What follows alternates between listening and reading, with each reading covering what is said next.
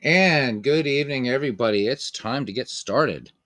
So we're going to be setting up the Michael T. McGreevy League. Enough said, McGreevy. So we'll be talking about who he was um, throughout the league and everything like that. We'll be talking about the Royal Rooters and all that kind of fun stuff. So it's going to be great.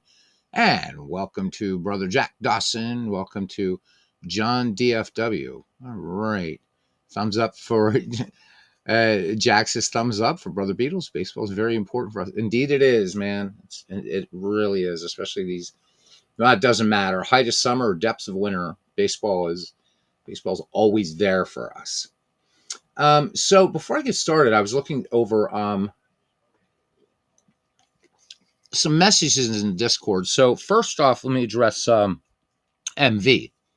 So he picked a weird year for Benny Kauff. So while it is true that out of the park baseball treats the federal league like a minor league, that doesn't diminish it.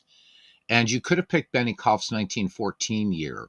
What I'm doing is I'm importing players from the database, and the database doesn't care whether you're doing major leagues, minor leagues. I could put you guys in the Michael McGreevy league. So perhaps that's something you missed there, MV. So I'm not going to assume that you want 1914. Let me know. I'm not going to be creating the rosters tonight. I might create one team.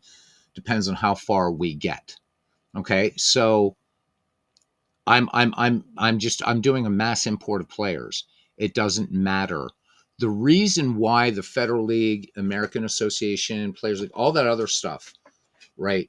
Whatever other leagues are treated as that, because when they programmed out of the park baseball, and we're going way back to 1999, it was done with a two-league major league structure, National League and American League. So that's why even though the Negro leagues are officially Major League Baseball, they are still classified as minor league in out of the park 26 in out of the park baseball period, just because that it was just structured that way for two leagues. But that it would there's hey Chris Slovak, how you doing? Great to see you, Chris. We haven't heard any news from you in a while, so I hope things are looking promising for you. So anyhow, so that's it. But as far as when you're creating your own league, it doesn't matter. It really, really, really, really doesn't matter. Oh, Jeff Kent in the Hall of Fame. Yep, congratulations to Jeff Kent. So deserving, definitely deserving of the Baseball Hall of Fame. So Cooperstown, boy, I would love. I wish we could do it, guys. I just don't know. So Chris says he's getting back on his feet. We continue to send you good vibes, buddy. You are so missed in this community. It's not even funny, dude. Seriously. Um, Definitely. A couple leads that could go your way any day, but we have to see. I hope so, Chris. I really, really do. Um, Good guy, man, and Chris deserves all the good things, guys. So keep the positive positive vibes, positive thoughts for Chris Slovak. Please, please, please. Um, Man is gifted. He's a great guy. He's a great teacher. Just the whole thing, and we're hoping that and everything will. You know what? I'm going through some challenging times right now. Everybody's going through some challenging times. Let's be honest. But you know what? Good things happen to good people. I still believe that. All right. So, MV, when you catch this, and right now it's let me see what time over is it over there in Blady. So it's 1:35 a.m. If you happen to jump on here, just let me know what year you want for Benny Kauff. So with that being said, we're going to start. So we're going to be basically just using the league creation wizard for this. You can go into advanced mode. I like to use the wizard and then go in and tweak things later on rather than dealing with advanced mode right at the beginning.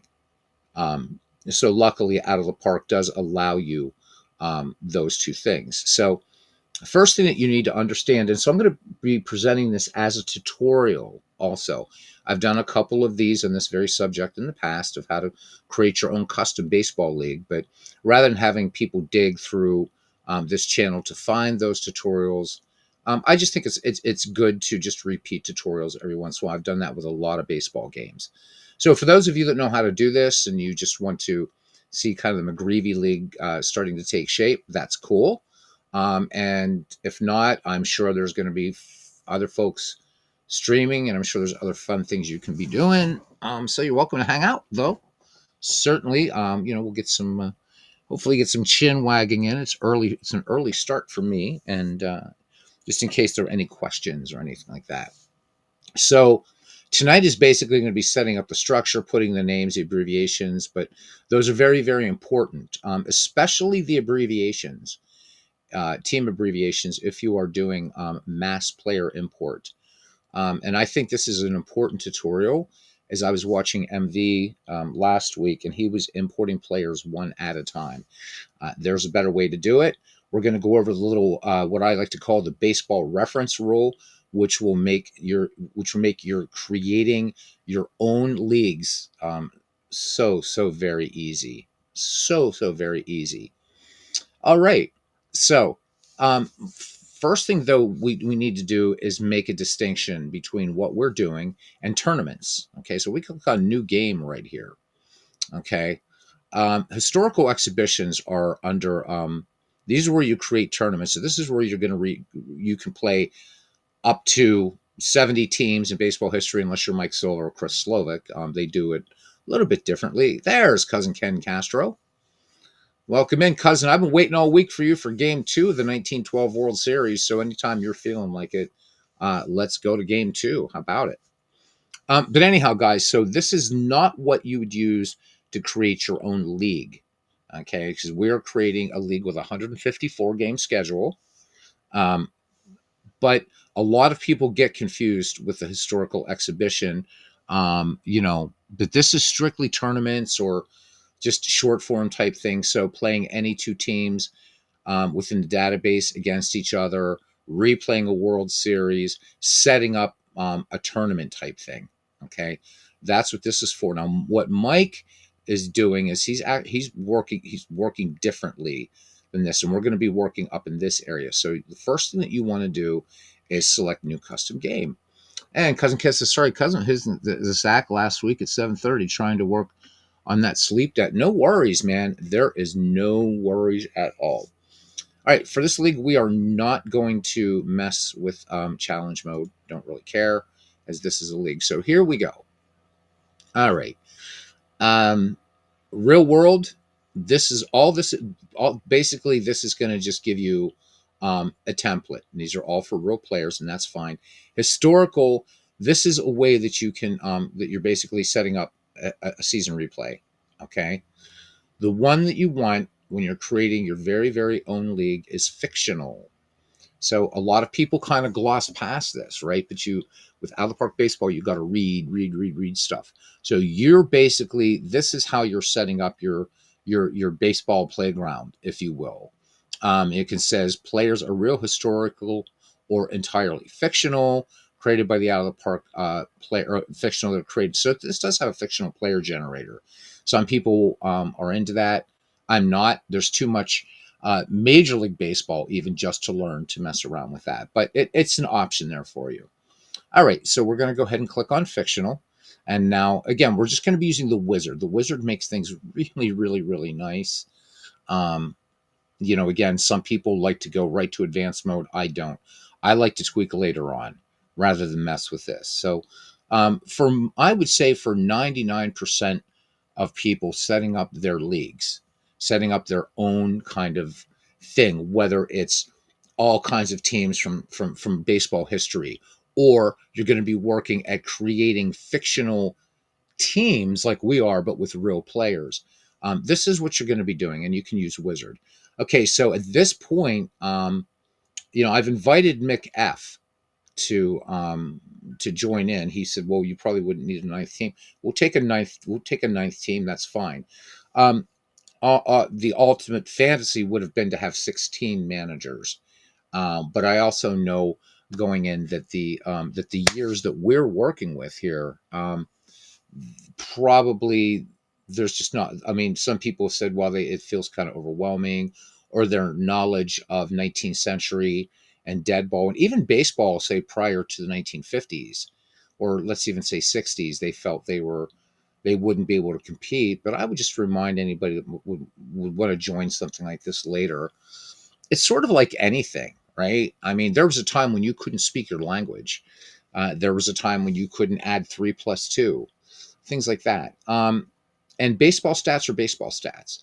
So if you understand baseball stats, I always love this line from, and yeah, this could be a bit of a long tutorial, but I like to put in these little editorial remarks because I do want to encourage people to take advantage, whether it's this game or it's any of the baseball games that we have out there, whether it's cards and dice or the digital games or hybrids, like Digital Diamond and Pocket Pennant Run, just to name a couple, is to this baseball, unlike any other sport.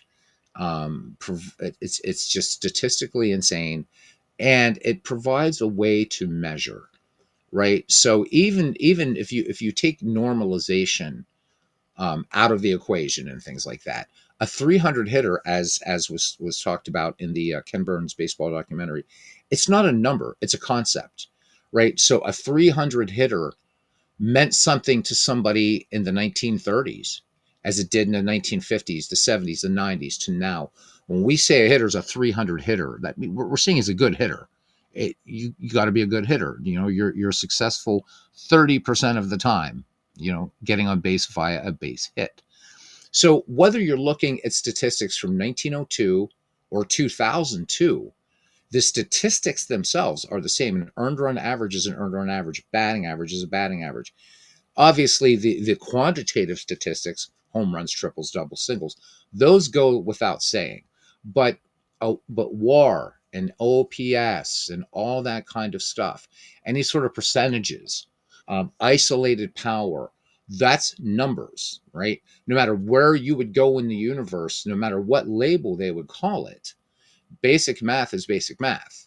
You know, 2 plus 2 is always going to be 4, no matter what the words are. That quantity is going to be the same, and average is always going to be the same. Mathematics is like that. So the only thing that you're really kind of learning would be names. That's it. It's really that simple. I think it's kind of looking at, you know, a huge mountain like K2 and think you can summit it on the first day, and that's not true. However, it can be summited and has been summited. Um, so don't be afraid, and I hope that maybe as this goes on, maybe more people want to join. And you know, I've got to give a nod too to Steve Tate and the Field of Dreams League. So that was pretty much, um, you know, the entirety. Well, not the entirety, but from 1880 to 2024. And they're on a brief hiatus, though they're coming back after the new year with a very different league. Um, and hopefully, cousin here will just chime in with some of the things that I'm talking about as far as how to approach older baseball. Um, but a lot of the guys there have learned so much about players they never knew about. You know, these names that would pop up, and you know, not only kind of maybe just players whose names were lost to history, but even Hall of Famers. Wow, I didn't know this guy could do this. I didn't know this guy could do that. Whatever. And so, it really isn't about you have to know 19th century baseball or you have to know dead ball baseball to be in this particular league. You don't. You really don't. You know, a great way to start researching an era of baseball is pop onto Baseball Reference, and maybe start with an era that you're comfortable with first, a decade you're comfortable with. Let's say you're a 70s baseball person. You know what? Poke around in Baseball Reference and just look at the 1970s. Just look at that, and start identifying, right? You know, players. You know, the players that you know were great, but to understand why they were great, and then those other players, the very good players, the good players, the guys that filled kind of these clutch roles, if you will. Then maybe not go back a decade. Okay, now I'm going to look at the 1960s. The 70s made sense, right? So that makes sense to me. But some teams, like the Pittsburgh Pirates, who were very dominant through the 1970s, that genesis of that lumber company actually began in the 1960s. You work your way backwards and you start seeing that overlap of players as you go back in history. Um, sure, the strategies are different. I mean, there is a fairly clear demarcation from 1871 to 1919, which are the years we're covering, and then 1920 forward. But modern baseball began in 1893, not 1920 or not 1973. Modern baseball is it's been around for quite a while. So that's a way to do it. And just again, bearing in mind the 300 hitter is a 300 hitter, and go from there. You want a guy that's would you rather have a guy that hits 357 or a guy that hits 257 or a guy that hits 157? Same old thing. So I hope there will be some interest in this, but we're going to go ahead and set this up. We can always add some stuff later if we want. All right. So what's nice is this comes with a lot of templates. You can certainly just design, kind of design your own. But we are going to be, since we have we just have 8 teams in this, we're just going to go here, just 8 teams. Okay. And we only have 1 sub league, and that is fine. 1 division and 8 teams. And then we can see here, just gives us our 8 teams ready. So step 1 is setting up your league structure, and all the way done. Now, if you wanted to, see, now I can just very add very simply by clicking these plus signs if I wanted to, which again, what I'd hoped we would have had, let's say with 16 managers, just by clicking that little plus sign, I'm already set to go. But we don't have that. So, but you can always, you can have, you can see if we go down here, you can have 50 teams, just 50 teams per division. So you can imagine something, you can set up some pretty monstrous things. And this is something that both Chris Slovic and Mike Silva have done. Chris has created these amazing, great teams leagues, or let's just say teams leagues that are just absolutely been fantastic. And then, of course, now everybody knows about Mike Silva's every team in baseball history project from 1901 to 2024. So, but you can do a lot. All right, so we're going to go ahead to the next step now. Okay, and it's all pretty easy. Where a lot of the work is going to come in for me is going to be assigning ballparks, stuff like that, assigning logos. But that's not even, that's just for 8 teams, not going to take terribly long. We're just waiting here. Names database coming up. Chris says, thing is, you have to mod every single team when doing this. They don't switch uniforms automatically. That is true. However, that being said, because you can mod each one individually, that gives you a chance to really personalize everything. And the logos, since I'm creating a lot of the logos, and some people are creating their own logos. Once you have that in, that already takes care of quite a few things. Okay, now this screen is really worth talking about because there's really 2 routes that you can go. But Chris is absolutely right. This part's the easy part. It's when you start customizing the teams and everything like that, and the colors, right? Because you can do jerseys, their caps, their pants, the socks, all that, home and away uniforms. It's a lot of work. So, but that's okay. It's fun. This thing isn't going to start. Our opening day isn't going to be till probably around Christmas. To be honest with you, it's going to take. I really want to take the time to set this up right. And if you guys were here last Sunday, or those of you who watched this, you know that the draft took about 4 hours and 55 minutes, but we did it. We knocked it out, baby.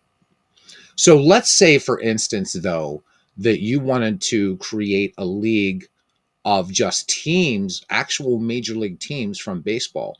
So you would just switch to this, and everything is you just pick your year, and then let's say we picked 1890, and there we can pick any team there from the 1890s, and we would put it in. Okay, so this is a really fast way to create a league of all-time just teams, whatever you wanted. The team, or Chris did the HA League, the half-ass league, right? Teams that finished 500. Maybe you want to do one of the best second place finishers in baseball history. So you would include teams, for instance, like the 1922 St. Louis Browns, the 1908 Pittsburgh Pirates and New York Giants, so on and so forth. Okay, but we've got to get back to the name editor. Now, we already have names for our teams, but you can just do things like randomize nicknames, anything like that. Randomize cities. See that? Randomize the cities. Just do what you want. So again, lots of things that you can do. We're not going to do minor leagues, so we're going to turn those off. We don't need minor leagues. You can use minor leagues, but these are especially useful if you're doing sort of teams, like real teams. So we're not going to use this, but you can create a pool of minor leaguers and stuff like that. So do remember that. If you want to get this deep, you can. The only baseball game that I know of that has a larger database than this is Pocket Pennant Run. But Pocket Pennant Run doesn't have feeder leagues or a structured minor league system the way Out of the Park baseball does. But as far as raw numbers, Pocket Pennant Run is larger. I wouldn't say exponentially, but significantly larger than Out of the Park baseball. And Digital Diamond is up there, but Digital Diamond a little bit harder to deal with, I think. But Digital Diamond also gives you all of this. So as Ken Castro is greeting Christopher Fluke, I'm going to just start doing the boring part. And this is putting in the names. Let's do this stuff.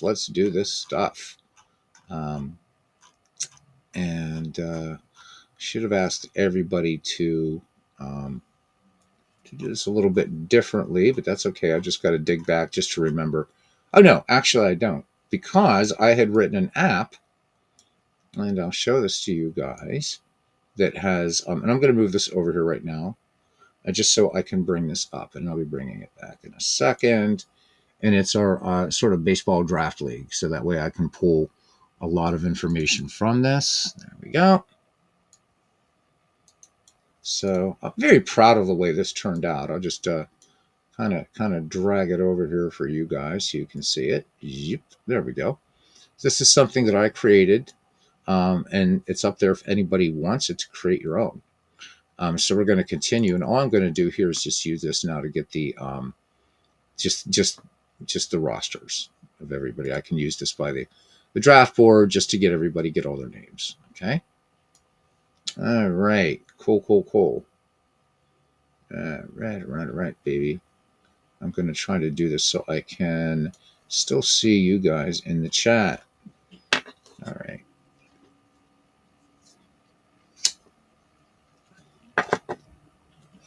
So just in here, just Louisville. And hard to type.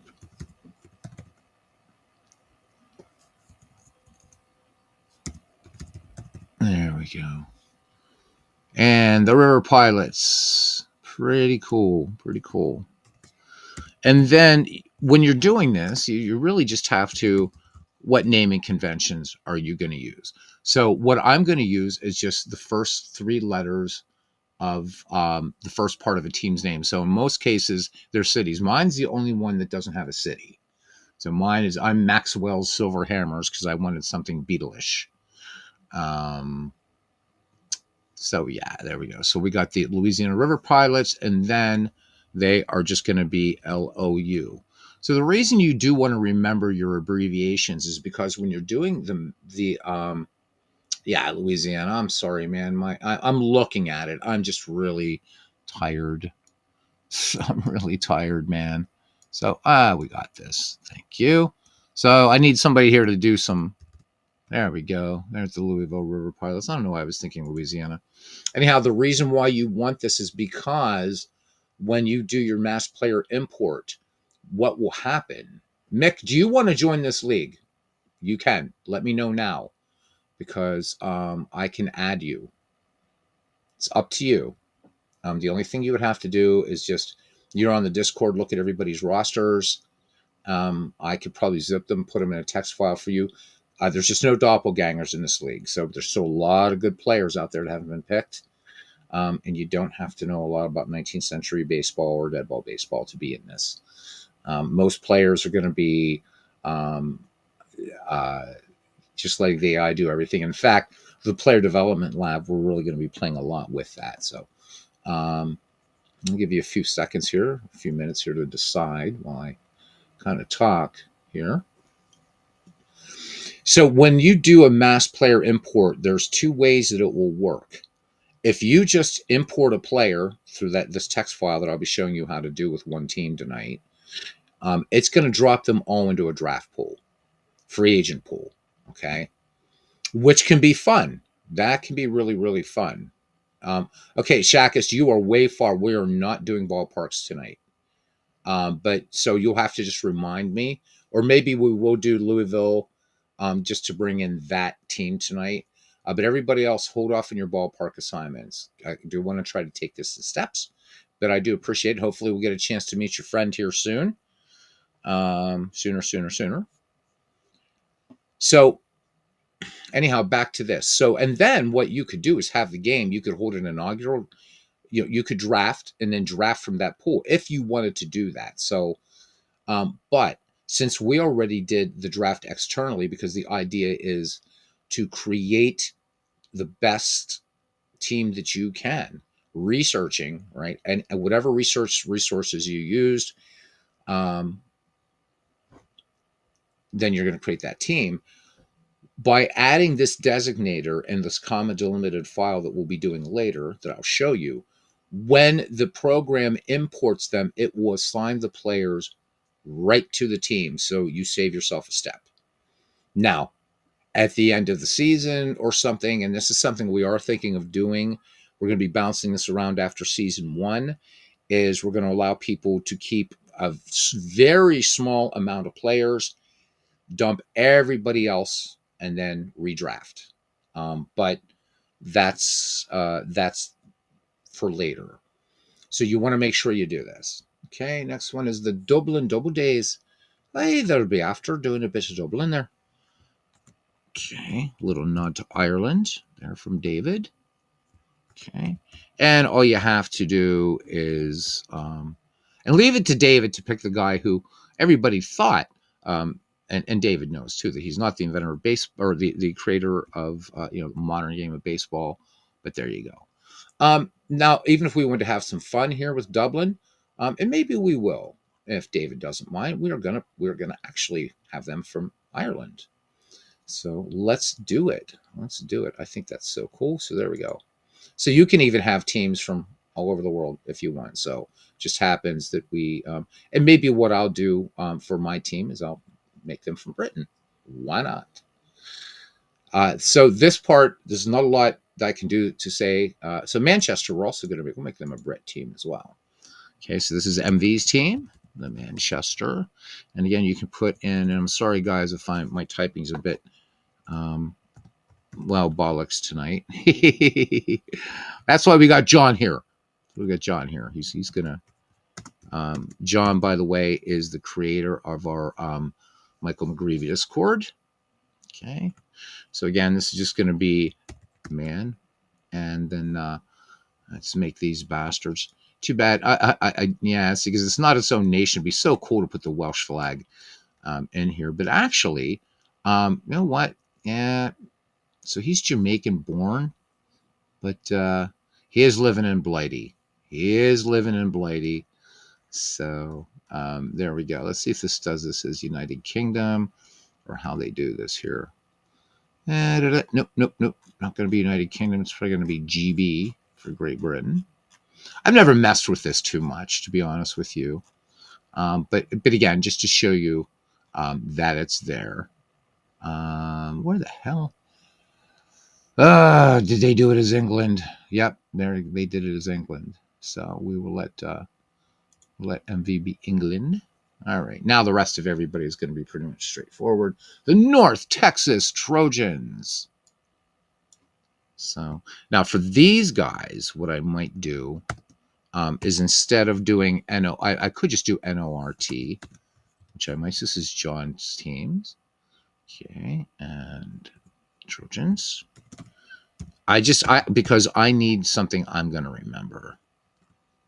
And you know what? There's just going to be NOR. Yeah, I'm just going to be NOR because that doesn't really matter much. Okay, Philadelphia Ferrets. The Philadelphia Ferrets. A legendary team, if ever I've heard of one. And no, we're not going to do the Richard Gere thing. Everybody's wondering what the hell am I talking about? I said that before. Okay. Oops. And PHI. Boom. So really very, very simple to do. And then my team. We're going to be the truly, well, we'll just have to use Maxwell. Maxwell Silver Hammers. Nod to the Beatles. Yeah. Oops. Sorry about that. And there's Bernie. How you doing, Bernie? It is great to see you, my friend. Bernie is the co-commissioner of the Michael T. McGreevy League. Indeed, he is. And I think we're going to be England too. Again, for the Basils. For the Basils. We've got to. Now, the thing is, though, I want to see something because England, right? They're using England, but that should mean that Wales should be in here. And if it is, I'm going to go back up and change MV's flag to Wales because that's where he is. Because, there it is. So let's do that. Even though Manchester's in England, hope MV doesn't mind me doing a little bit of poetic license here. Because, of course, he's Jamaican, so he may want Jamaica. But let's just pretend, because England is just one of the countries in the United Kingdom, right? So, and I didn't realize before that there it is, but there's the Welsh flag. Boom. Yay for MV. All right. So North Texas, Philadelphia, and of course, have to do England for my team because the Basils, even though 3 of them are Irish or of Irish descent. So it's really kind of fun setting up leagues. It can be a little bit, but I think once you start playing around, you're playing around with the uniforms and stuff like that. And it's really, really cool, actually. Okay, let me see. Who is next? I'm trying to milk out the easy part of it here, believe me. Because, all right. And then we got now, Bernie, do you want to be the Vegas Stars or the Las Vegas Stars? We can see what Bernie says. Because his team here says Vegas Stars. So, but I want to make sure he wants to be Vegas and not Las Vegas. So we wait here for Bernie.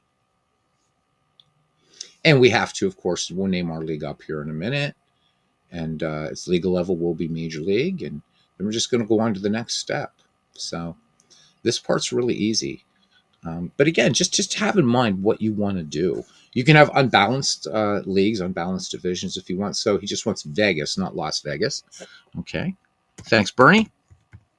Okay, the Vegas Stars. So off the subject of baseball for a minute, I was watching a great documentary on YouTube that you guys should check out.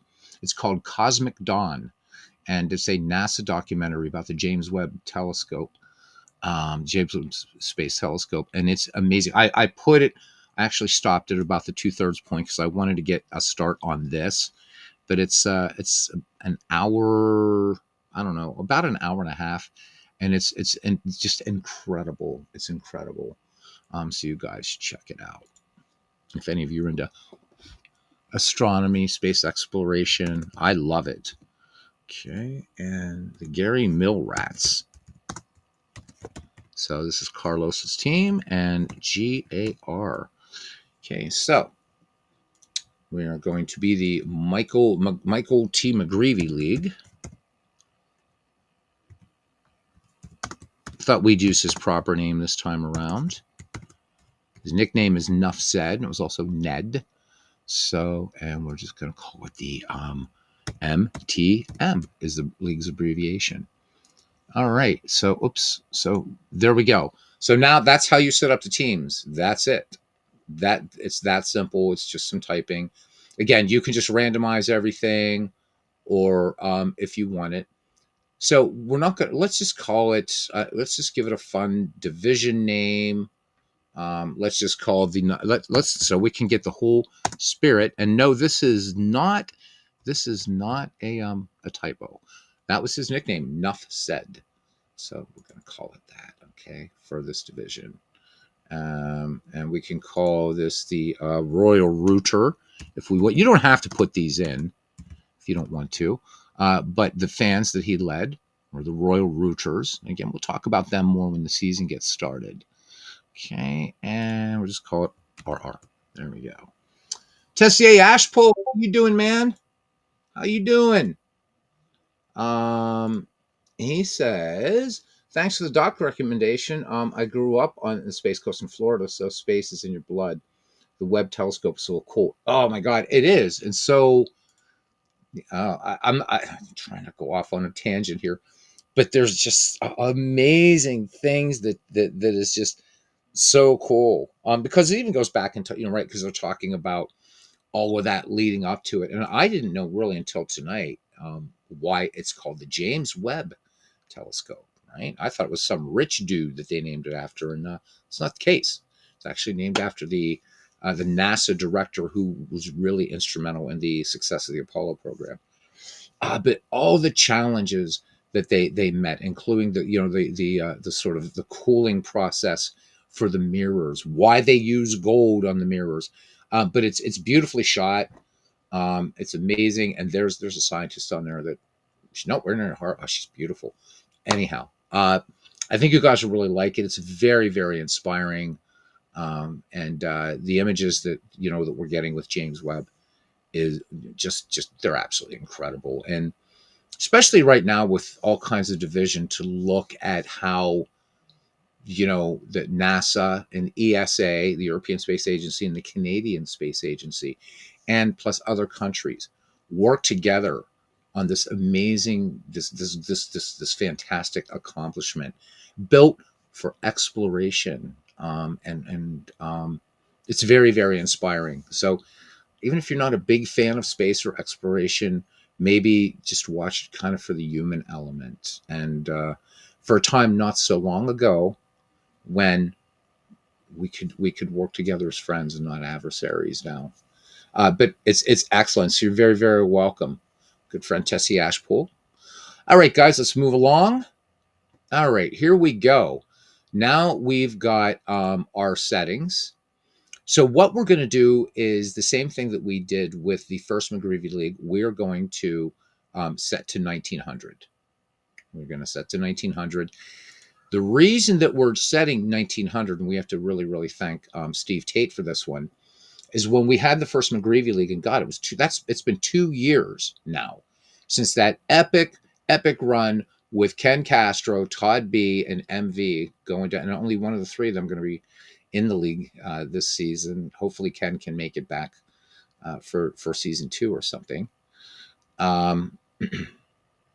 So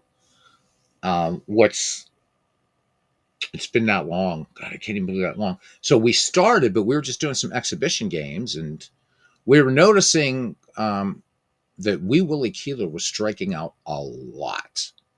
I mean, a lot. And if you look at his stats, he was one of the hardest players to ever strike out in baseball.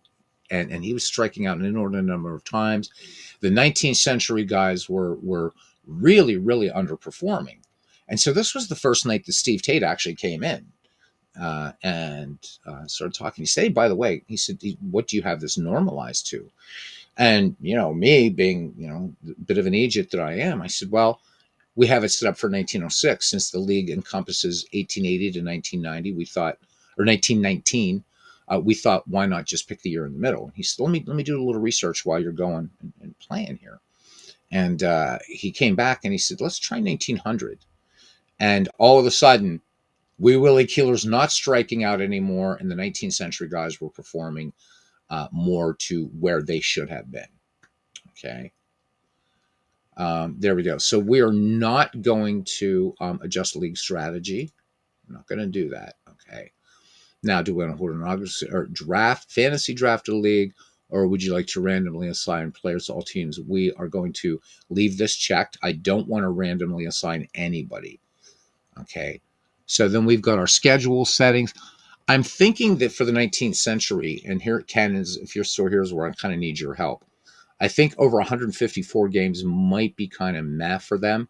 I'm wondering if 120 games or even the default 140 games might be better than the 154. We're definitely not doing 162 because none of these players are going to be, right. They didn't. So we'll get a sense here. Bernie, what do you think? So we need to set a season length, bearing in mind that we're going to be doing a lot of these, just playing them out. But what's so cool about this, guys, is we could take this same league and just adjust it to a different baseball era, different strategies, different tactics, things like that. So again, this is something you can do in a lot of in Action PC baseball as well. So, but we're going to leave it at 1900. I just want a sense of the amount of games so this can work out a little bit better statistically. And if nobody has an idea, I'm probably going to just put it at 100 and maybe just leave it at 140 games. So we are almost there. Actually, we're halfway through just the league creation process.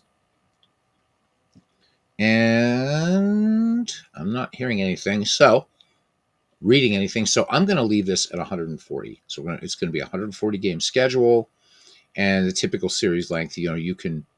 Not sure about league size. League size. Why is that, Bernie? Or do we still have maybe somebody that's going to join, or what? Well, that doesn't matter, John. I mean, we can set, but thank you. We'll do that as 1900 or April 19th. So there we go. So that's when we start the season then. I'm just looking here in terms of how many games we want to have in the schedule. That's all. Oh, you mean length? Let's leave it 140 games there. Easy enough. Or we could be stuck here all night. Okay, now, a lot of people in Out of the Park Baseball say that if you're doing, I think this is more for season replays, that they say you shouldn't use scouting. I've always used scouting, and I'm going to use it here. I think that's going to be good, and I want it to be 100% accurate, and then we're just going to set up the 1 to 100. Baseball uses a 20 to 80 scale for ratings, and it makes no sense to me. So I always do. I know our Red Sox fan does 1 to 10. I think and that works for him. For me, that's the difference between 7 and 8 to me is really huge. But a player who's rated a 72 and a player who's rated a 78, for me, the way I think about it, that's a significant difference. It's a lot more granular. Okay, player pictures, none. No fictional pictures. And I don't want any fictional pictures. None at all. If we, and we're not going to worry about evolution of the league. Okay. We're not going to do, well, actually, I guess we could relocate teams or expand the league. So just in case maybe somebody does decide, we'll leave this alone for right now. Anything that you change in here, you can actually go back and change in the advanced mode, right? Later on, you can tweak. Let's go to the next step. All right, and let's give it its name, and it's McGreevy. And just McGreevy League. And I do want to remember to back this up, 1900. And I'm going to autosave on this daily. My role, I'm just going to put manager, play in commissioner mode, cannot be fired, because I don't feel like mucking about with it. We're not going to worry about trading because there are no trades in this league, not in the first year. Okay. I don't want to be born March 15th, 1870. Like any good Irishman, I want to be born on the 17th of March, 1870. There you go. All right. So next step. Pardon me. Oh, goodness gracious. So anybody, if you're making your own logos, David has his own logo. Whatever. So right now, these aren't going to be the logos. When we import the logos. This will all change the colors. So if you're designing your own logo, just think about just think about your colors and everything like that, because when you do your logos, it's you can see here even the internal AI, right? So red bolts, so it's like, oh, okay, red bolts, we'll make it red. And so and it made Dublin kind of a green. Word silver here, so it's going to try its best. But when you create logos, and if you even notice, if you play, just do a season replay in this, right? The backdrop of your team's homepage will contain the colors of the logo. So it does a really nice job. So really think about your logo. If you want me to design it, I will. If not, do your own. There's a lot of good AI programs out there. Just make sure that if you're doing your own, that you pick one that's good with text, or otherwise I'll just do it, because that way I'm not going into Canva and having to do that further design. So AI, fine, and just post it. So if you want me to do your logo, I need at least 2 descriptions of what you would kind of like on it, and I'll try to, I'll create like 2 to 4 logos for you. Choose the one you want. But it's very, very easy to just do your own. So whatever you want to do. So at this point, we can start the game, theoretically speaking. So there we are. And I don't know how I ended up with the double days. It doesn't matter. So this thing is ready to go. I'm going to save it. And there you go. We are ready to go. We're ready to go, ready to go. As far as part 1. So the next step, and I'm not going to do that tonight. The next step is going to be bringing in the players, assigning ballparks, all that kind of stuff. So hopefully this tutorial, with a lot of my rabbiting in between, I mean, it probably, you can set these things up probably in about 5 to 10 minutes. Pretty simple stuff. And there's our inaugural draft and all that kind of stuff. We can also just go down to transactions. And so what you want to do, and why I wanted to do this, is all of these players, see all these players?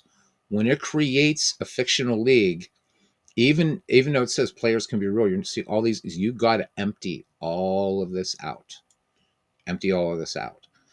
If you don't, these players could end up on your in your league. So, and if you're just using real baseball players, you don't want any of this. Okay, you really, really, really don't. So we're going to delete all free agents, and they're gone. You don't want to forget to do that. Pretty crazy stuff. Okay. So we have no free agents. We have no minor leagues, and that's why we turned off the minor leagues, because we don't want it generating fictional minor league players either. All of a sudden, in 1902, you're going to see some dude like we saw there, like Ramon, Hernandez, right? While there were, not saying there weren't any Hispanic players, there were. You're going to be like, who the hell's this guy? So make sure that you do that. Okay. And then from right here, we can just go ahead and import historical players and go to town. However, I'm going to show you the screen, but I'm not going to just do anything. But that'll be the next broadcast that we do that's about this, about the McGreevy League. So over here, let me show you how I went there. Let's go back to just manager's office or my home screen, whatever. Right? So just kind of muck about here. Let's go to the home. Again, Double Day is not my team, so actually let's go to mine. There we go. They're the Silver Hammers. Not the logo I'm going to use or anything like that. But from here, from your manager home screen, this is just if you're doing your own thing. If you noticed, I selected commissioner mode. Why I never play in GM mode is, number one, I'm not interested in financials. I really couldn't care less about financials. I don't. And besides, if I did really care about that or trades or whatever, commissioner mode is God mode. Okay. So What's really, really important about that is, let's say that, and this works if you're a commissioner of a league. This works if you're also just creating your own thing, but you really, really want to fine tune. You notice, right, that when you start your game, usually when you start a game of Out of the Park Baseball, it'll ask you, what team would you like to manage, and you select that team. And some games actually lock you into that. This doesn't, but you have to be in commissioner mode. So if I wanted to, let's say, be the manager of the Gary Mill Rats, I will just do that, and now I'm the manager. Now you can act as any manager, but there's a little bit of a difference here. So, and I think it's important that I read this and you pay attention to this if you're ever setting up your own league. It says, acting as a manager does not take away computer control of the team. It is for temporary control only. To properly take control, you have to go to the available job screen. All that means is if we had the players in here already, and let's say that, since we're using Carlos's team right now, Carlos would say, "Hey, I've decided I want to do some, with certain thing with such and such, this player, that guy, whatever." Um, I have to actually be the manager to make those changes for him. The graphical depth chart, he might say, player X, my center fielder, right? I want a backup center fielder, but I see that my backup center fielder is only going to get in if my center fielder is tired, but I want to give this guy some more playing time. I have to be the manager, or you have to be the manager, whatever that is, of that club, to be able to actually set your depth charts. If you're acting as a manager, the only depth charts you can set are your own. So just make sure that you do that. Okay. Now, we're not going to import the players tonight because I haven't created the text file yet. But I will, at least we'll talk about the baseball reference rule and why this will make your job a lot easier. And then another little thing that will make it easier. And there's the man of 1,000 voice, Aaron Reed. So if you go to MTM, in this instance, this is our league. And if we go to transactions, okay, there's two buttons here: import, export, and actions. Now you see import, and you're thinking, oh, import free agents. That's all I've got to do, to bring in historical teams. Actually, the player import is under actions. So you would go to this, and you have three choices: create fictional players, delete all free agents, which we've already done. So you want to make sure to do that. But we want to import historical players. Okay, just to make sure, unless you're playing Out of the Park 25 and you have Mike Garland's mod, which I guess isn't ready for Out of the Park 26. I wish it was. We'd be using the integrated mod, so that way we could have some Negro leaguers, early Negro leaguers, Pop Lloyd, Bud Fowler, etc. But last I heard from Mike ages ago, they were still working on getting that mod ready for Out of the Park 26. So unfortunately, no Negro leaguers in this. But make sure historical database is set. The reason being, by the way, is because of the Major League equivalencies in his mod. They did those. In the regular database, these are just the stats. Okay, so then you just confirm you want the historical underbar database.odb. Confirm. Now, the two ways to do player import. Okay. If you want to do a single player at a time, it's his baseball reference ID, the year of his career. Now, you can include players in a minor league database if you want to, but I'm not going to worry about that. Or the other thing is to select a file. And what that's going to be looking for is a text file that we're going to set up. And we'll do that in another broadcast, how to create that file. And it's very, very simple. I'm going to explain how to do it now, but you'll get to see it. All right. Then down here, there's all kinds of choices here you can make. You can keep selected season stats and player career stats. You can import players into a draft pool, which for this league, we're not going to do. Okay, we're not going to do that. Okay. So how do we want to do stats? Is it going to be real stats, neutralized stats? And we can do ratings calculation base. It's going to be 1 year. we can decide what we want to do. Is we want the peak seasons of his career, remaining peak, career total. So you have choices there. And these apply both to the comma delimited file for mass player import, but also single player import. Okay. You can decide where you want your, do you want your fielding ratings based on on the imported season itself, on a 3-year period, the player's entire career, if you want. For those of you that play Stratomatic and you got about the career historical disc, then you know that that's very different from the baseball history collection, but it takes the career totals of every player. So if you're used to using that career historical disc in Stratomatic baseball, then you might want to be selecting career totals. Okay. I think that what we'll probably do is probably do the peak seasons of a player's career. So that way we can more hone in on that specific year. We'll see.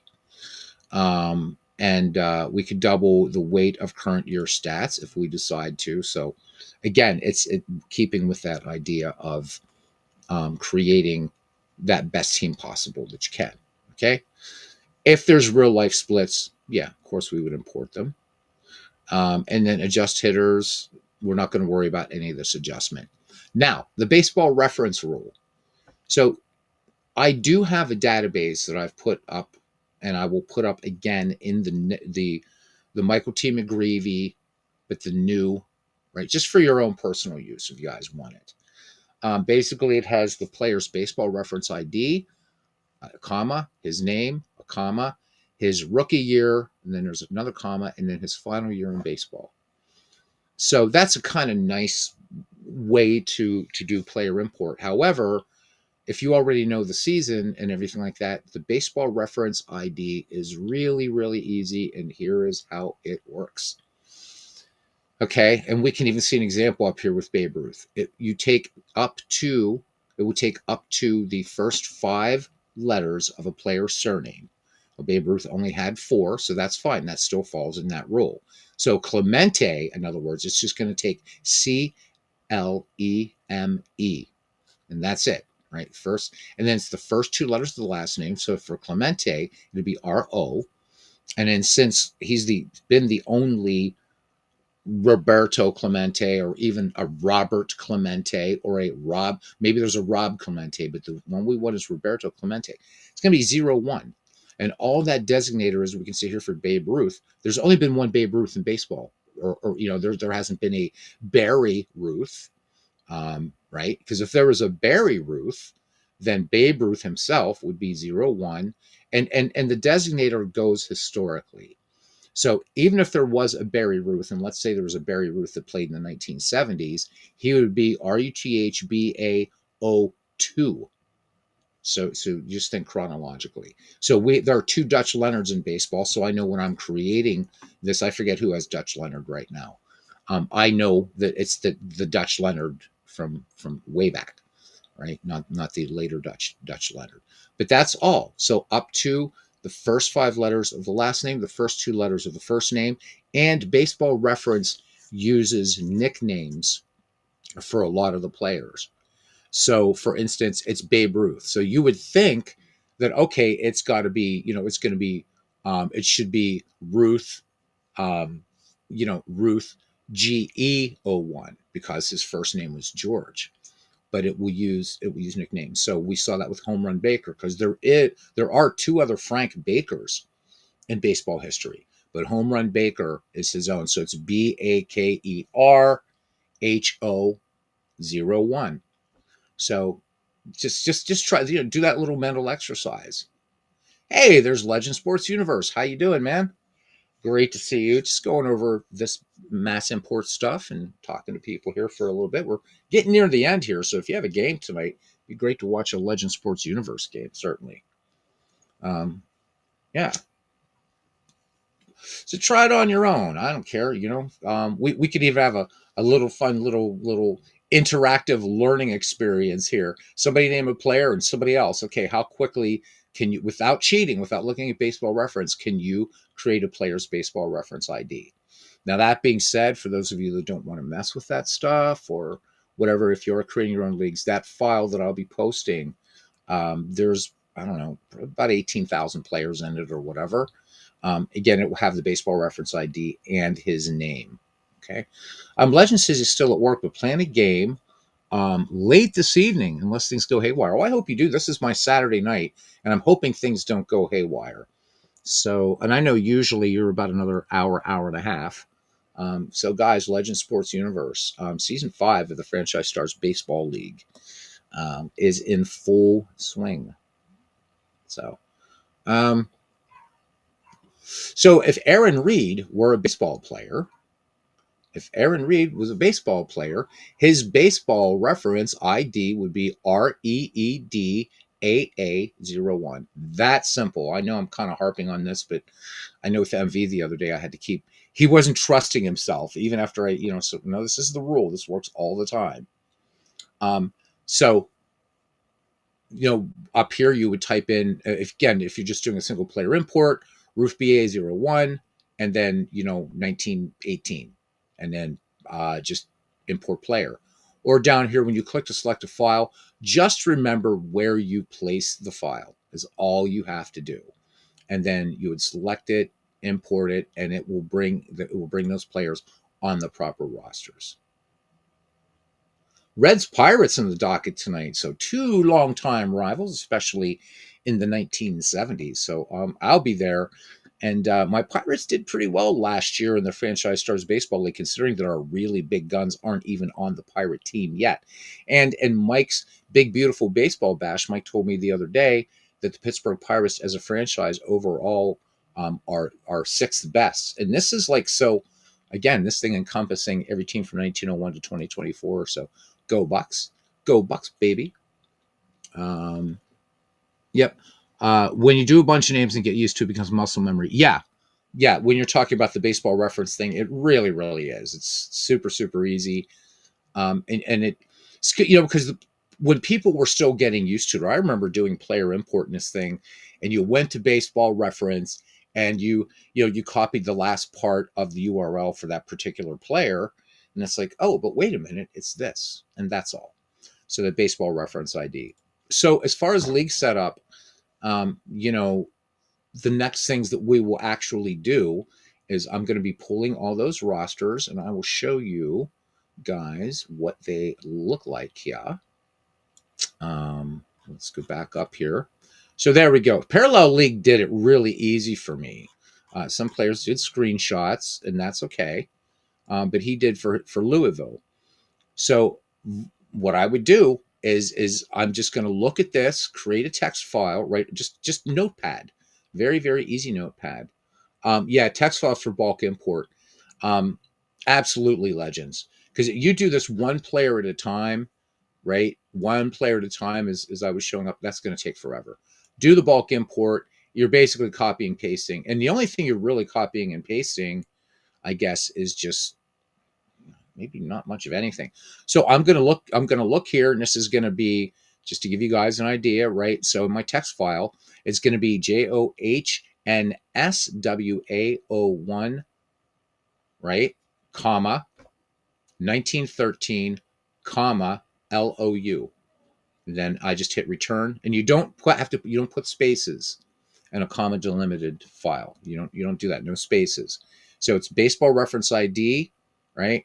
Then comma, year, comma, team abbreviation. Remember I said it's really important to remember. So I already know all these are going to be LOU. So I can even just do LOU once, and bam, bam, bam, bam. You can also just set up your own templates or whatever. Some people, like to sort of create their reference files in Microsoft Excel and then export them as a CSV. You certainly can do that. It's just whatever your workflow is. Okay. So, and again, just the same thing. This, the guys with 5 letters are pretty easy. Walsh Ed 01. Walsh. He was Walsh. What have you. So this doesn't take long to do. And again, as Legends just said, once you do a few of these, you're an autopilot. MV, thank you for doing yours also in this format. Really nice. And I could do all the teams at once. My workflow is I like to do a team at a time as I'm doing this mass import. So there's how David did his, and yeah. So that's pretty much all. I think there's not much more to cover as far as just basic league setup and stuff like that.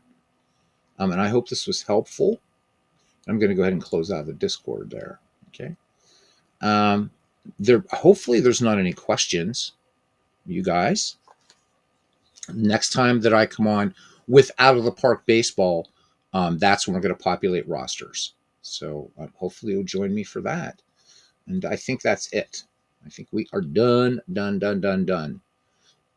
Unless somebody wants to, I don't know if Ken Castro's around, if he wants to jump into Apago, play a game. So for anybody, I don't usually do those marker things in videos, but so we are at 1:08. So there's no more tutorial coming now in this broadcast. You're done. Go Reds, says Aaron Reed. So last night, did a little bit of an investigation to see how well Apago and Strat Max play dead ball baseball. Yeah, I know, Aaron. I'm getting your messages every day. I really need you to be patient. Okay. In the meantime, you have about 100 or 90 some years of baseball, buddy. I'm working on it. Okay. You got to remember, I bought that old laptop specifically for creating seasons. So I can't just put it on my laptop or, my new desktop computer. I don't want to run virtual machines on these two. I will find it. So in the meantime, just please be patient. Okay. I've got work. I've got 2 side businesses I'm trying to kick off, but you will have them. All that stuff that you want. But please be patient. That's all I'm asking, man. With what you have right now for that game, the galaxy, the universe would reset itself 9 times before you could explore everything, my friend. But I will get that done. Okay. To be very, very frank, honest with you, it's probably not going to be till like sometime in January, unless I'm bopping around here trying to find something. And it's like, oh, there it is. But it will get done. Okay. It definitely will get done, Aaron. And I do appreciate your being cool with it. All right. Anyhow, so trying to do a comparison, and I'm really, really hoping some folks will let me know in the notes.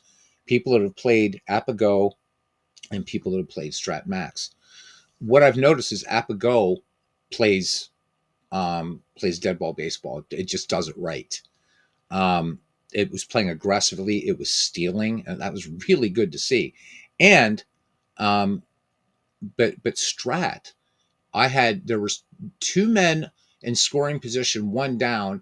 There was a fly ball to right, and it didn't send the runner home, which was really weird. And I was seeing that it was playing a bit more conservatively, wasn't stealing, and I was using both the same 2 teams. So the 1905 New York Giants and the 1917 Chicago White Sox, 2 great dead ball teams. And I've noticed, and so my question is one of the choices with Apago is you can challenge a micromanager. I didn't notice a micromanager type thing in Strat Max. So for those of you that play Strat Max, is that better to just play that game as if I'm just playing it at home and I'm going to make those common sense baseball choices? Am I going to roll for a tag up check, let's say, that this guy could come home? It was Joe McGinnity on third, so it wasn't like he was a slow coach. Even the pitchers could run back in those days. And I just found it bizarre that with 1 out and a runner on second and third, that you wouldn't send the runner on third. And yet Apago is stealing all over the place. So I'm not saying that Apago is the better. I'm not trying to say which is the better game. They're both great game systems. But at some point, I'm only going to keep one of them. I can't see paying, it comes out to almost $50 a month when I've got games like this and Action PC Baseball and Digital Diamond and pocket pennant run and pure sim baseball and strategy baseball, um, baseball mogul, old time baseball that get, just seasons all over the place on MLB The Show through the kindness of people like, legends. I could download at least his first year of the FSBL, and there's a lot of other guys that did like all time great franchise leagues and stuff like that. So, one of them, I want to keep one of them, and I'm kind of leaning toward Apago because I like how it's playing. And also, I've had two freezes with Strat Max, and I've had none with Apago. So, but I don't have a horse in the race. I think both Strat and Appa are great games. I don't have a preference in terms of that. I think this game engine is better. That game's they've been around forever, decades, so they must be doing something right, as has been famously said. And it's a nice little break. But I'm going to keep it for a little while and see. But please let me know in the comments, what have your experiences been? And would it be better for me to play Strat as a sort of solitaire game, sort of that way, and kind of force that? I don't know. Because with Appa, it was like, man, this feels like I'm playing, again, except for rolling dice, it really felt like I was playing more like a game like this than like, okay. I just don't think, if the does the web application know, quote unquote, that there were two runners in scoring position? Keep it up. Keep it long enough to lose. Yeah, right. I'm ahead of you, one game to nothing. Ken, I can tell you this. Let me put it this way. It's not that I'm going to keep one or lose one. I'm definitely keeping Appa Go. I'm trying to decide whether I want to hold on to Strat Max. I would like to play John some night in a head-to-head to see how that works, because it works beautifully in Appa Go. So really the question is, am I going to keep Strat Max? Again, two freezes. The other thing is when you can get to the cards and ratings in Strat Max, they look great, nice, visual, punchy, really good like that. But the thing's frozen on me twice, and you just get this cryptic message: something went wrong. I haven't had any issues with Appa Go, so I will be keeping Appa. But Strat, that Strat Max is really nice, but I don't know why I'm getting freezing issues. And again, with runners on second and third, one out, and the fly ball was to right field. Why would you not tag up? Apago, I think, is really nice too, because I can see it's telling me, at least in a very general way, is the guy on base, slow runner, average runner, fast runner. I'd like to know that. For me to get that information in Strat, I've got to actually look at the player's card when he's on base, right? So when you're playing cards and dice, when we used to play cards and dice back in college, we would just move the cards around the bases. So you would always see, and you could make those decisions. Do I want to steal with this guy, or do I want him to try, is there, do the charts allow me to try to stretch the single into a double or whatever? So with Appa, I can see all that information. With Strat, I can't. I can only see the batter's card. I've got to go on the field, click the guy, get his ratings and stuff like that. Now, some strat advantages that I like.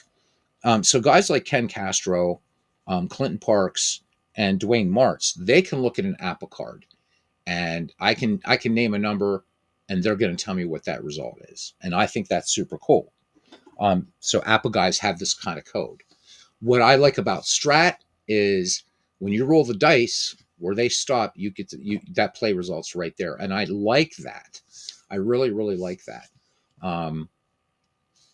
Does that make it better? No, but as far as like playing on an electronic medium, I do like the fact that I can see it's like, oh, I rolled a 27. It's a ground ball to third. He's out or whatever. So I do like that about it a lot. I think it's having its random game of the day, I think is a great touch by Strat. And again, both great games. So just let me know, guys, what you think, how you've approached Strat and Max in terms of it as your sort of virtual opponent. And Ken, anytime you're ready to lose game 2, that would be fine. But I will keep Appa Go. Also, to be fair, because I play Baseball for Windows, and Baseball for Windows is the Appa Master game. And you know, now that you're getting the option to play the Appa Master game and Appa Go, but I look at it, it looks like Baseball for Windows.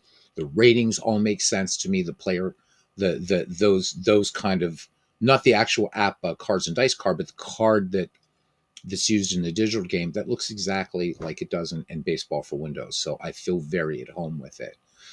With Strat, maybe it is just understanding how do I feel at home with this game, because I wouldn't mind keeping it. I really, really wouldn't.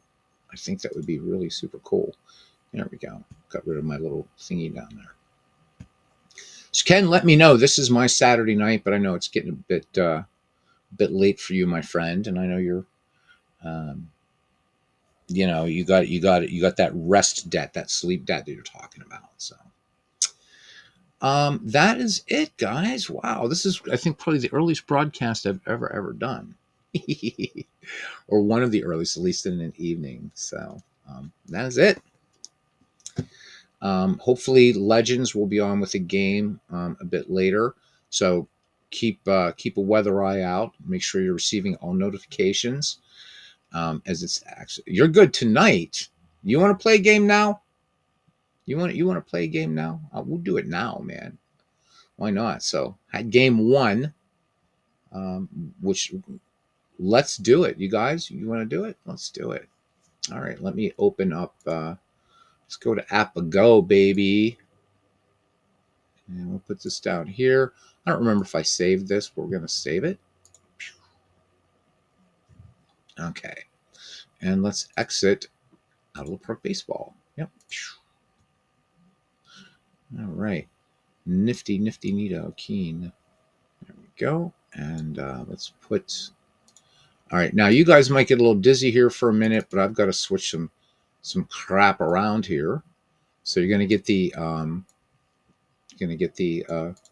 look here for a second, and I'm going to stop screen sharing, and then I'm going to start screen share again. Okay, and then we'll be back on it. There you can see my little tiger dude there. Isn't he cute?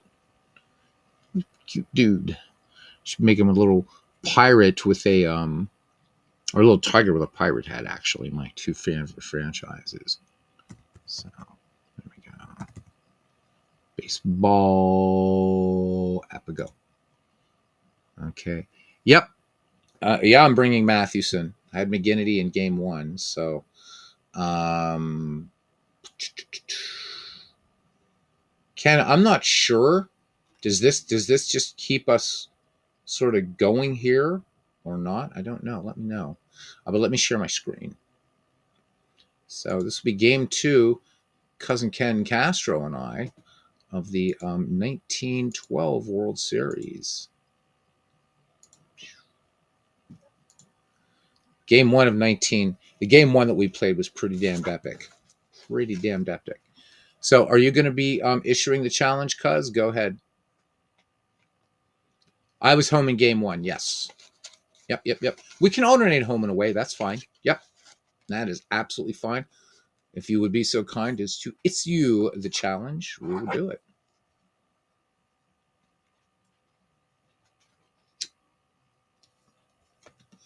And I know this is a bit, there we go. We'll just put that in the spotlight and we're ready to go. No. I want to spotlight this. Go away. There we go. All right. There we go. Here's our new challenge. So, boom. All right. And I've got to select the New York Giants of 1912. So this is game two. Game one was a shocker of an ending. We were all shocked. It was crazy. Now I'm just waiting for Ken to. There we go. Click here to play the game. And it's creating our game. All right. So, yep, big six. And I'm just gonna use the default lineup. I know Ken likes to customize his. I'm gonna go ahead. Historical lineup would be kind of fun though. Actually, why not? Why not? Although, why is it doing? Oh, you know why? Because it doesn't give you the World Series. That sucks. That sucks, man. Come on, John, fix that, John Herson, so that we can actually play the World Series. So I'll just go ahead and do a default lineup for the for my guys. All right.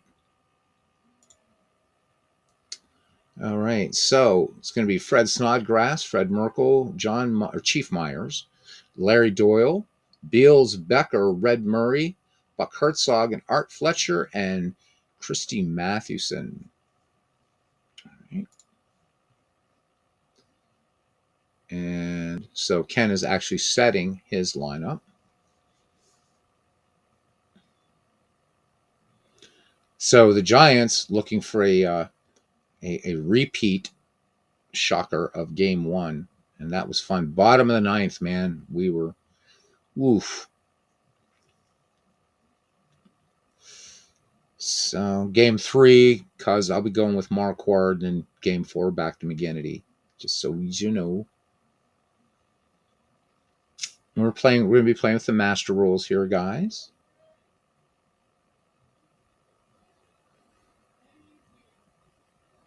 And we are in the game. We are ready to go. All right. So game two, since Ken and I did make the agreement, we're going to alternate home and away. So uh, the ballpark is just a backdrop. So we are this World Series was not played in Fenway Park, even though this was its inaugural year. This was actually played in Braves Field. Let's look at the starting defense here for these Boston Red Sox of 1912 before we're going to pretend that Hugh Bedian actually hasn't pitched yet. In left field, the Gray Eagle, Tris Speaker, and center Hall of Famer Harry Hooper, and in right Duffy Lewis. These should actually be reversed, but however these were played, that's fine. First base, Stalls at first base, Yerkes at second, Heine Wagner is at short, Larry Gardner at the hot corner, Katie is behind the plate, and Hugh Bedian taking the mound for the Boston Red Sox. Leading off is Fred Snodgrass, who in the real 1912 World Series made a costly muff. The guy on deck, Fred Merkel, did it in the regular season in a very crucial game in 1908. All right, so here is the wind and the pitch, and this one is going to be it's going to be a sinking liner out to right. Duffy Lewis makes the grab, so one up, one down, and Fred Merkel is up. Good luck, absolutely. And yet, Dwayne, we're finally in game two. All right, Hugh Bedian deals, and this one, Fred Merkel swing and a miss, steal right three. Two Giants up, two down, and here is Chief Myers. All right, Bedian has the sign from Hit Katie. Here's the wind and the pitch, and Myers will draw the walk. So a runner aboard for the New York Giants, and that brings up Larry Doyle. Larry Doyle, with 10 home runs in the regular season in 1912, batted in 91. All right, here we go. Here is the pitch, and Doyle is going to be a little foul ball behind the plate, and Katie has it for out number three. We go to the bottom of the first in game two of the alternate replay of the 1912 World Series between Beatles Eternally and Cousin Ken Castro. The Giants leading 1-0. The Giants nothing, and the Red Sox coming to bat and looking at the starting defense for the Giants. And left field, Beals Becker in center, Red Murray, and in right, Fred Snodgrass. Fred Merkel anchoring at first base, Larry Doyle at second, Art Fletcher at short, Buck Herzog at third. Chief Myers behind the plate and on the mound, a member of the inaugural class of the National Baseball Hall of Fame and Museum, Christy Mathewson. And he will be facing Hall of Famer Harry Hooper. So Harry Hooper with 2 home runs in 1912. So Matty ready to go. Let's see if he comes with the fadeaway pitch. Here it comes.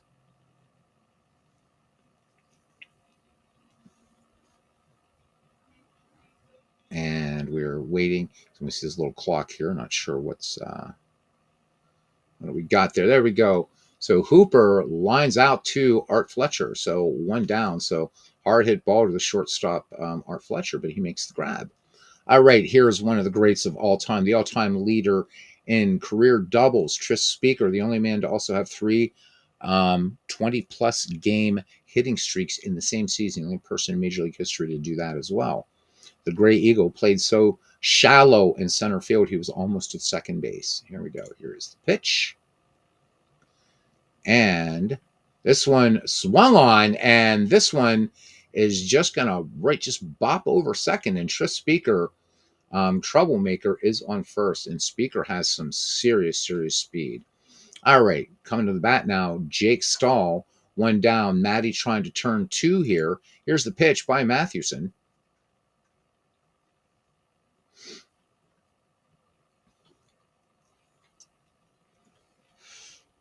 And Stahl, two strikes on Jake Stahl, misses two bunt attempts. So Cousin Ken trying to go for a little sacrifice action here. But the count now, I think, 0-2. Here's the pitch.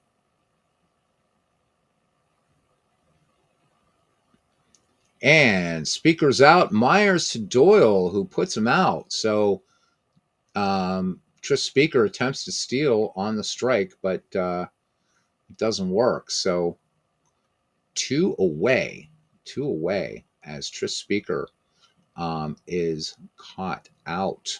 How about it? All right, so two down now, and here's Beals Becker, which I figure Cousin Ken would be a fan of Beals Becker, as Becker would also play. Played for the Pittsburgh Pirates and the Philadelphia Phillies, actually. Lefty batter in there. Here's the pitch. And Becker will fly out to retire the side. We go to the bottom of the second. And it is 0-0. All right, here's Duffy Lewis now. And here's the pitch. Great to see you, Dwayne. How you doing? Set it up or on the results show up in the card. Oh yeah, I did. No, so it wasn't me, Dwayne. I had Ken send me the challenge. So you got to blame that one on Ken, buddy. That's why it's not showing us. You guys, if you choose step play in this, it will actually show you the play result on the card. So just so you know next time that you see this. Don't know why the 3D dice aren't. They only work when we tried them last night, and they look pretty cool. But they only work when one side is hitting. So I don't know. I don't get the logic behind that, since it's my understanding in APA that everything starts off the pitcher's card. So why wouldn't you just see the dice all the time? I don't know. But that's okay. All right, and here's Larry Gardner. So a bat not to be trifled with here. Gardner hit .315 in 1912 for the Boston Red Sox. He's batting in the number 5 slot. Here's the pitch from Christy Mathewson. And this one is a, what do we got here? We got a strike. Okay. So we're seeing a rare play board reroll since we're playing with the Masters here. So I rolled a 24 for play 29 resulting in a 20 on an RP board. Now, for those of you that want that kind of wondering what all that means, if we go here, so we can see all this really neat, kind of like beautiful stuff here. So we can see,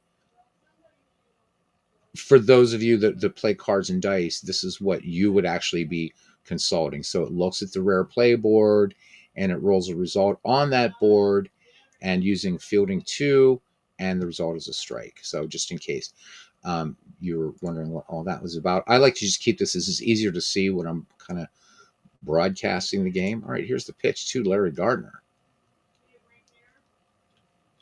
So he pops out to Art Fletcher. So 2 down, and bring up Heine Wagner. Pretty excellent shortstop for his day. And Wagner is going to be out at first. So as a little drop third strike, Chief Myers picks up and fires to Fred Merkle. We go to the top of the third, no score here in Game 2 of the 1912 World Series. And Ken says, my bad. No big deal, dude. It's all good. All right, it's going to be Herzog, Fletcher, and Mathewson due up here in the top of the third inning. The pitch, and Buck Herzog singles, and this is going to be an infield hit, so it was actually a bunt single. So Herzog aboard, pretty good speed, brings up Art Fletcher. Okay, and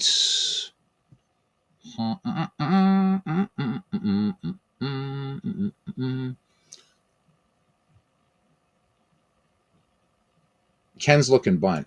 Yeah, I know he's looking bunt. All right, he deals. Art Fletcher strikes out. All right, so that brings up Christy Mathewson. I was almost rude and started munching on an apple here.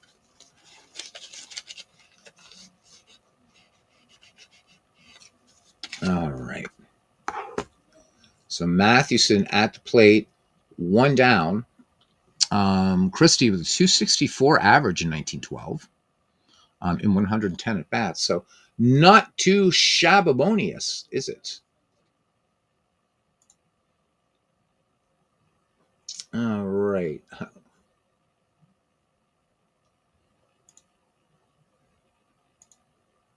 All right. And the pitch. And off to the races, and Herzog is thrown out. Katie came up a gunning. So we had to try. All right. Mathewson batting with 2 down, bases empty. And Mathewson will fly out to Harry Hooper to end the inning. We go to the bottom of the third. No score.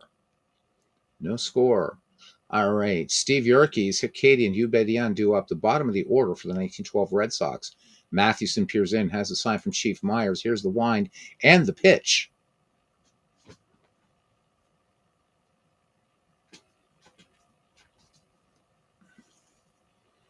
Okay, so count is 2 balls on Steve Yerkes, and Yerkes has got speed. Matty's got to get him.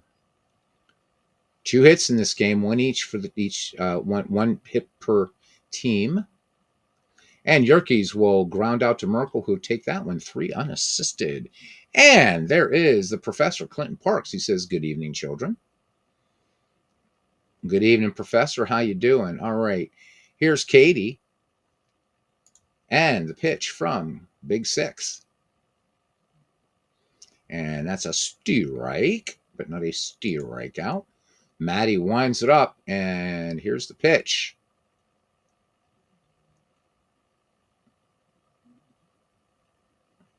And Katie will line this one out to Red Murray in center field. So 2 away. And these teams played each other tough in game 1, and it looks like they're doing it here in game 2. Here's the pitcher, Ubedian. So for you APA guys, he's a grade B pitcher, and he flies out. So we go to the top of the 4th inning. Still no score in game 2 of the 1912 alternate World Series replay on APA Go. All right, back at the top of the order for the New York Giants of 1912, Fred Snodgrass. So Snodgrass in the game, 0 for 1. So again, just each team managing to eke out a hit, and that is it.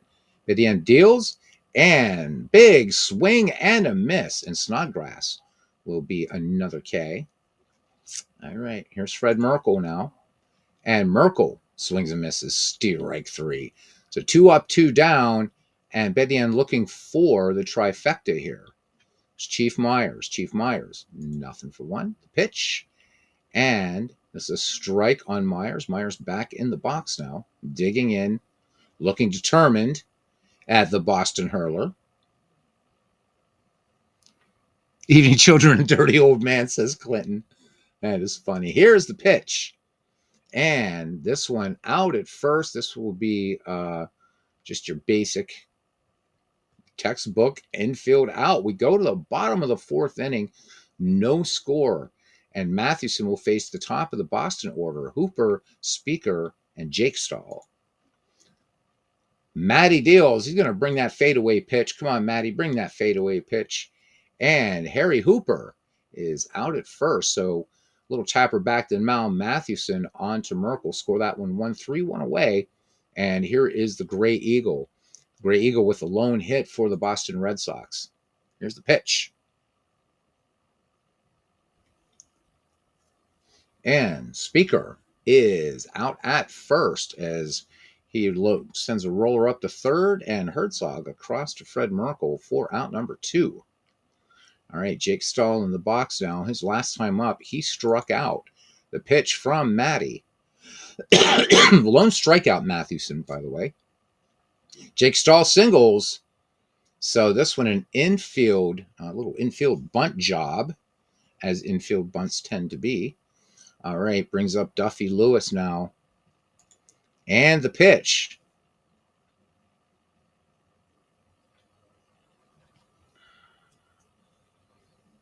And what do we got here? And Duffy Lewis will foul out to Herzog, or to Chief Myers behind the plate. And that's it. We go to the top of the 5th inning. And we still have no score. Yeah, so Dwayne's saying to Clinton here, this is comment worthy. He says, "Hi, Clinton. Love the box score and scorecards you've been posting. Keep it up." Clinton does great stuff, man. Now, if we can just get him broadcasting again. All right. So, what do we got here, man? We got Doyle, Becker, and Murray do up for the Giants. No score here in game 2. Giants leading this one 1-0. These 1912 Red Sox are stinking tough, man. Stinking tough.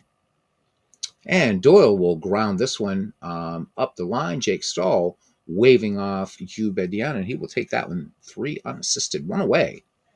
Now for Beals Becker, nothing for 1, as just about everybody is on both sides.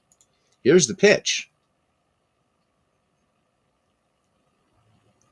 And Becker is out at first as he grounds this one to Steve Yerke's underhand toss to Jake Stahl. 2 up, 2 down for the New York Giants. And here comes Red Murray. And the pitch. And Red Murray is out. So a little number in front of the plate. Katie jumps on it and fires to Jake Stahl. Score that one 2-3. We go to the bottom of the 5th. Still no score here.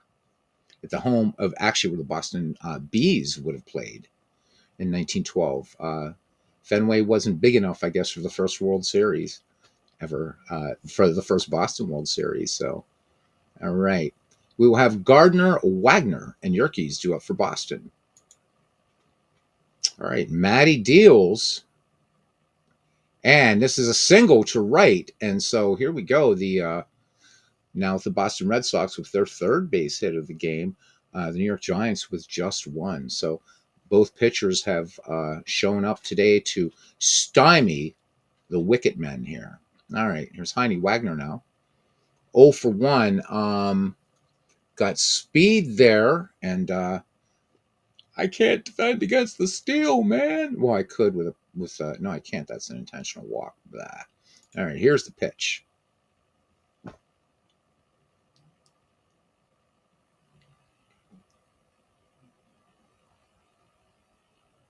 All right, and it is a double play, just what we needed, just when you wanted it. How about it?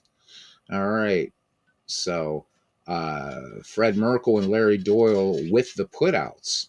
Another thing that I do like about this game is occasionally it will put in some nice flavor text into the play-by-play, which I really, really like. And Greg Gorecki joining us here. Greg, we're doing game 2. Ken and I are replaying the 1912 World Series, and we're in game 2 now. So good to see you, Greg. All right, so 2 away, base is empty for Steve Yerkes. And Mathewson lets it go.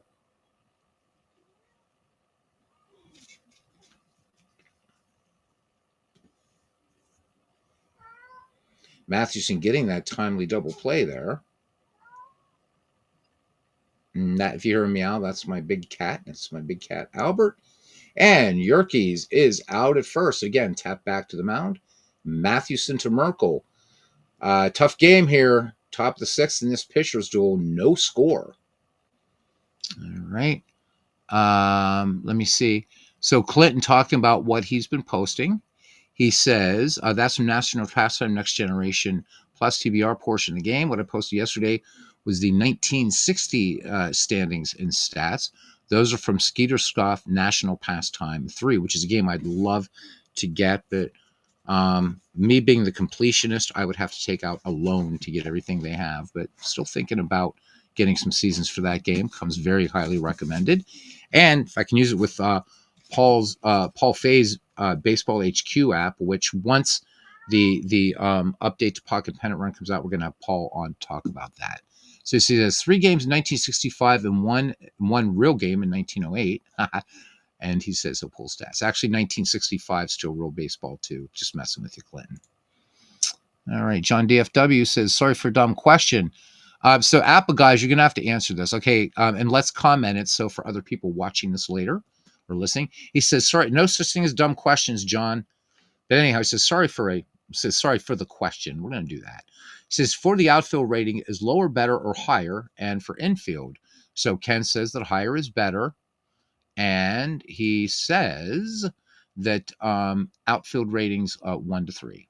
So there you go. Because I know for some games the lower number is better. So like you think 1 is like top and 2, 3. So, but it's actually for APA that way. So John, great question. No such thing as dumb questions. For every person has the voice is a question for other people have the same question and they haven't voiced it. All right, let's open the top of the 6th here now. Buck Herzog. Herzog with the lone hit for the New York Giants against Yu Bedian here in game 2. Bedian deals, and it is a base on balls. So Bedian now has walked 2 in the game. He hasn't walked out. He's struck out 4 though. All right, so got some speed on it first, and here is Art Fletcher. All right, so Fletcher in the game struck out last time, and here's the pitch by Bedian, and the hit and run was on, and so the unintentional sacrifice, but Herzog will move into scoring position, brings up Christy Mathewson with 1 down, and yes, I am, and here's the pitch. And Mathewson shows bunt and gets it down and sacrifices Herzog. So now the potential first run of the game, just 90 feet away, but 2 outs, and all the pressure now as we go around to the top again to Fred Snodgrass. So Fred Snodgrass 0 for 2 with a strikeout. So my understanding, John, is that Clemente, isn't he like the highest rated outfield arm in APA or something like that? I thought somebody told me that. Because, I mean, the man didn't have an arm. He had a howitzer. All right. Anyhow. And Dwayne, so we use this as a tutorial too. So Dwayne saying to John, each infield position has its own range. Example, third base is 3 to 6, shortstop is 6 to 10, etc. So, and I know right now Dwayne and or Ken probably looking up Clemente, looking what his arm rating would be, and I've got to imagine if it's not the highest, it's I can't imagine. Yeah, okay, so I was right. Yay! So Clemente, his arm rating is a 40. Ken says, which is the highest. And if you guys, and the bat said Clemente has an arm rating of 40, unheard of. Go back and watch. You can watch the 1971 World Series. All 7 games are on there. And you can watch Clemente. There were throws Clemente made which just shouldn't have been made, and he did it. It's kind of like watching Brooks Robinson play third in that same World Series. Just ridiculous. All right, can Snodgrass get Herzog home? Who knows? Here is the pitch, and that does not happen. He strikes out. Go to the bottom of 6, still no score. Greg Gorecki asking about Monty Irvin. All right, and it's going to be Katie Bedian, and then back to the top of the order, and Harry Hooper. Here's the pitch by Christy Mathewson. Katie 0 for 1 in the game.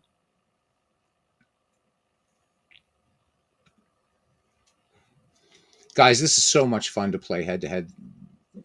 It really is. Really, really, really fun. And Katie, this is a strike 3. So Mathewson now has picked up his 2nd strikeout of the game. And here is the pitcher, Hugh Bedian. He is 0 for 1. And count 2 balls, no strikes on the Boston pitcher. The New York hurler lets it go.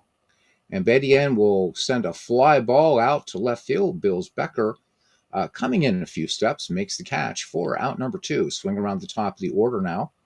And that brings up Hall of Famer Harry Hooper. Mathewson with the delivery, and Harry Hooper will send this fly ball, and it will die out there. We go to the top of the 7th inning.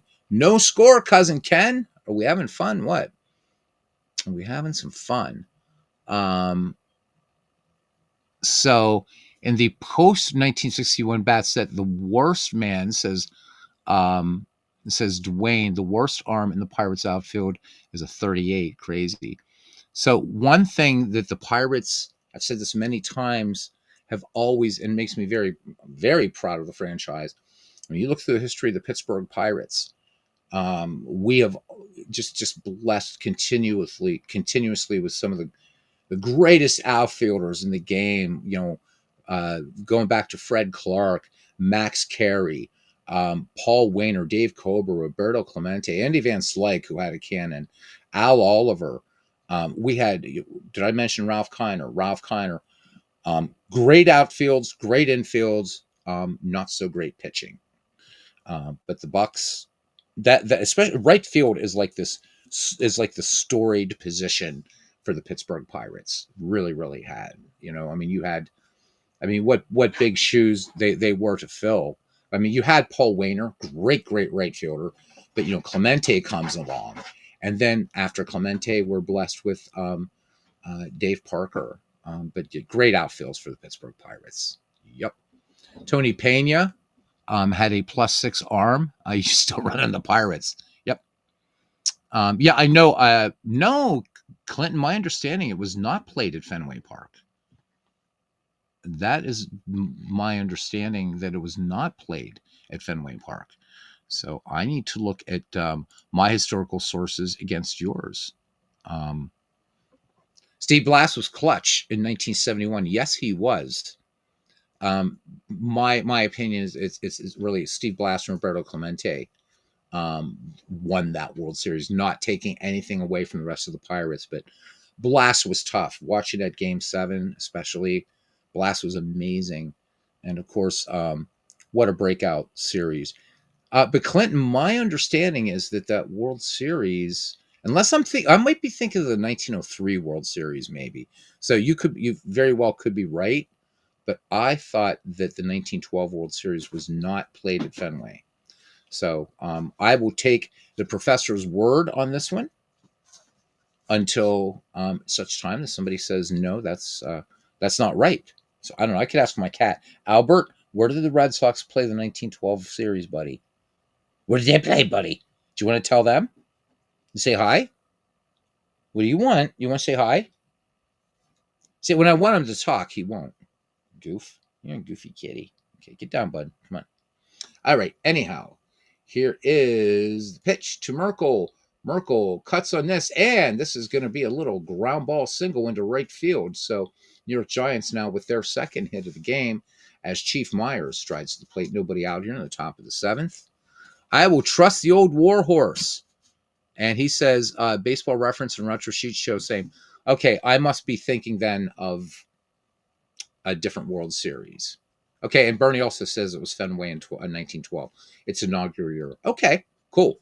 Again, I thought I'd read somewhere that even though it was the inaugural year for Fenway, that World Series was actually not played at Fenway. But I will take it from 2 extremely knowledgeable baseball fans, and I will always stand corrected. Always, always, always. All right, and here we go. Myers is out at first, but he advances a runner. So Merkel now in scoring position. Both of these teams trying to scratch and claw that first run. We are 0-0 here in the top of the 7th. All right, here's Larry Doyle now, 0 in 2 attempts. Merkel leading off of second. Looking at Katie's arm there.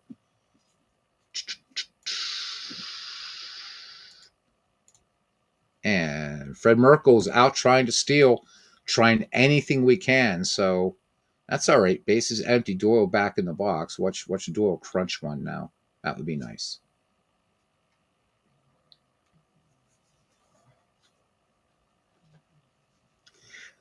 Dead ball baseball, risk and reward, baby.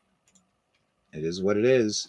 And this time, just all risk, no reward as Larry Doyle grounds out to first. Middle of the seventh here, guys, and still no score as we sing Take Me Out to the Ball Game, which has been out now for 4 years as of the time of this World Series. It is a hell of a game.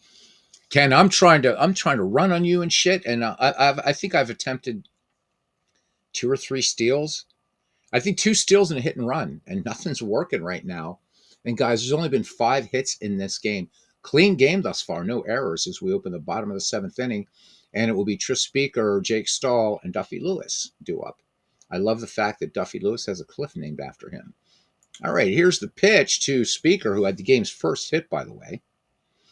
And Matty deals the count 2 balls, no strikes on Tris Speaker. And Mathewson comes home with it once again. And Tris Speaker sends a fly ball out to Red Murray in center, 1 away. Sox played 1915 and 16 at Braves Field in World Series. Okay, then thank you, Bernie. That's the one I was thinking of. I knew there was a World Series the Red Sox played that was not in Fenway Park, so thank you. Okay, guys. So I was off by 3 years. I'm sorry. I will own it, though. Thank you, Bernie. Thank you, Clinton. And thank you, Cousin Fred. Yeah, we are having a hell of a game here. All right, here's Jake Stahl now. Jake Stahl, comparatively, has had a very, very good day at the plate. He is 1 for 1. Also has a strikeout. He has a hit, yeah. Here's the pitch from Mathewson to Jake Stahl. And Stahl is going to be this little tapper to Art Fletcher. 6-3 put out, 2 up, 2 down as Duffy Lewis settles in the box. Mathewson studies the sign from Chief Myers, and here is the pitch. And Duffy Lewis will fly out to Red Murray in center field. We go to the top of the 8th. Neither team asking quarter nor giving. All right. So we're going to have Becker, Murray, and Herzog. And I realized earlier in the game I mentioned about Cousin having Beals Becker. And, of course, that was me being an idiot. So Becker, though we do have still that Becker was a Philadelphia Philly and a Pittsburgh Pirate. All right, Becker will lead things off here. And he is 0-for-2. All right, Bedian staying on there. He's pitching a pretty good ball game, too. More strikeouts right now than Christy Mathewson. So through 6 1/3 right now, 5 strikeouts, 2 walks, and just scattering 2 hits. So each hurler right now going the shutout. And Beals Becker swings. This one opened the window, Aunt Minnie. Kaboom, there goes the raspberry pie. And the New York Giants in the top of the 8th put 1 on the board. It is 1-0. All right. Here's Red Murray now. So Bedian shaking it off. Here's the pitch. And Red Murray gets himself a single. So after the home run, Bedian giving up the single. So nobody out. Runner on first. Some speed. Here is Buck Herzog. And here is the pitch. And Herzog will fly out to Speaker. So Red Murray will hold at first. So the hit and run not working that time. 1 away. Here's Art Fletcher. Here is the pitch to Fletcher. And Fletcher is out at first. And moving to second in the play is Red Murray. So Mathewson batting with a runner in scoring position, 2 down here in the top of the 8th. The pitch, and Christy Mathewson grounds it out. Red Murray will fire on to first for the out. We go to the bottom of the 8th. The New York Giants leading the Boston Red Sox 1-0 here in Game 2 of the 1912 World Series. And that will bring up Larry Gardner, Heine Wagner, and Steve Yerkes, the number 5, 6, 7 in the Red Sox order. Tough ball game right now. Mathewson through 7 2/3 worked. He struck out 2. Has not walked anybody and has scattered 3 hits. 7 hits in this game, still no errors. As Matty brings it home to Larry Gardner.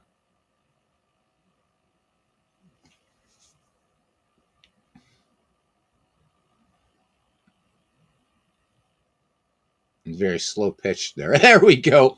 And Larry Gardner, 2 Harper to short, and Fletcher takes the nice bounce off a pebble there and fires on to Fred Merkle for the 6-3 putout. 1 down for Heine Wagner. Heine Wagner, nothing to show, as again, most players today, nothing to show at the dish. And Wagner strikes out. So Matty picks up his 3rd K of the game, and Steve Yerkes now bats. Katie waits on deck. Here's the pitch from Big Six.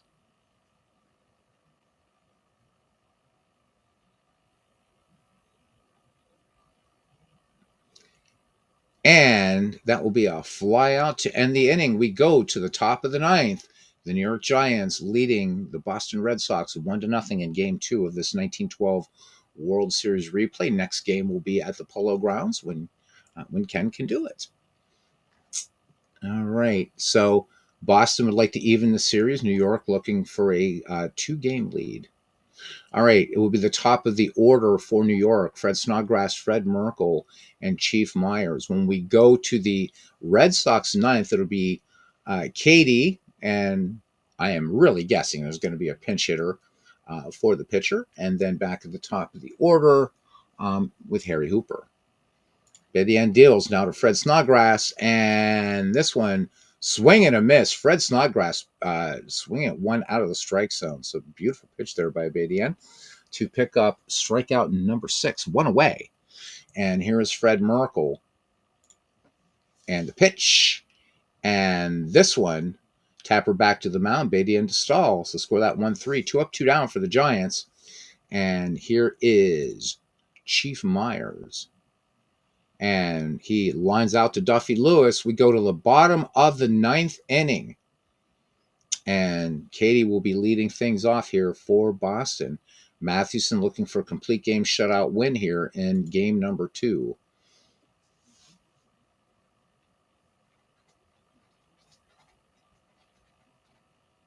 And the pitch by Mathewson.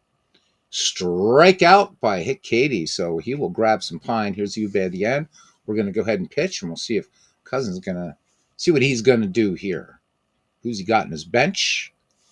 So manager Castro walking up and down, looking, eyeing his players up, trying to work a little bit of 9th inning juju here.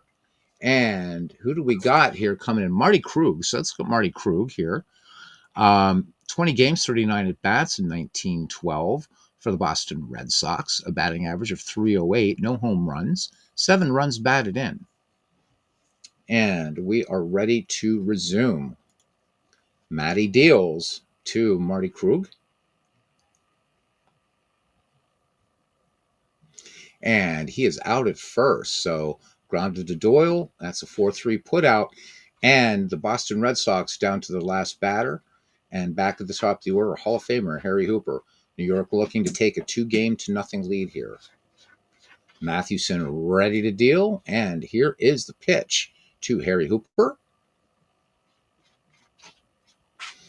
And that is it. Harry Hooper sends a fly ball out to Red Murray. And that is the game. And the New York Giants take a 2-game lead going back to the Polo Grounds. The line score for the New York Giants, 1 run, 4 hits, no errors. For the Boston Red Sox, no runs, 3 hits, no errors. So double plays, Larry Doyle and Fred Merkle. And the lone run in this game was the Beals-Becker home run. And that is it. We can look at the box score if you want. Not a lot to look. Strong performance by both pitchers and just a really great gutsy game. 1 hit, just 1 hit makes the difference, and a big one it was. And that's what happened actually in game 1 as well, too, was 1 hit decided that game. Great game, cousin. Thank you. That was an excellent ball game.